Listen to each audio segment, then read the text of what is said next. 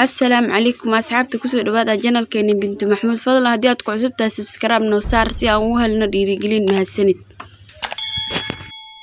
sheekadani maanta waxay ku saabsan tahay maclimad cayineed ayaa waxa arkay laba arday oo meel taagan markaas ayay weydiisay iskool heblaay halkuu ku yaalaa ardaydii way u tilmaameen markii dambe deedna way aaday maclimadii waxaan ka hor imaadiyay waardiyihii markaas ayuu ku yiri halkee rabtaa markaas ayay dhahday iskoolka ayaa rabaa inaan iska soo qoro markaas bacdi uu sii fasaxay ayuu dhahay maclimadan miyaa iskoolka iska qoreyso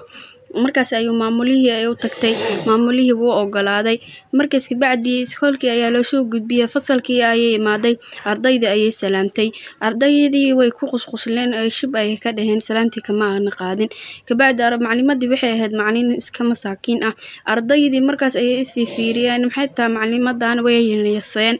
maalintii dambe maclimadii way imaaday cashir sharax ayay isdheeysay laakiin ardaydii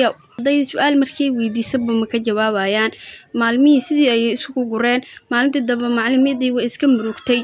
maalintii dambe iskoolka ayay imaaday cashirka ayay bixisay markii dambe ardaydii su'aal ayay weydiisay mid ka mid ayaa ka jawaabtay ka bacdi qusul ayay jabsatay midii kale ayaa dhahday waryaasa ugu jawaabaysa xeed tahay ayadii ayaa ka jawaabtay hadana sidii oo kale way qusushay markii dambe hadana wiil ayaa ka jawaabay sidii oo kale markuu su'aashii oo ka jawaabay shib ayuu dhahay laakiin markii dambe ardaydii way qusqusleen maclimadii ayaa dhahday meeshan maxay tahay saan way soo baxday markii dambe arday kamid ayaa lugta u dhigay maclimadii dhulka ayay iskaga dhacday markii dambe maclimadii markay saas u soo istaagtay way sii socotay meeshada ayay fariisatay ardaydii qusul ayay jabsadeen markii dambana iskoolka ayaa dabka kacay maclimadii ardaydii dhan ayay gudbisay laakiin ayada ayaa dhulka ku dhacday isbitaalka ayaa loo soo qaaday markii indhaha soo kala qaaday waxay aragtay ardaydii oo wada baryayaan oo maclimin nacfid dhahayaan maclimadii ayaa dhahday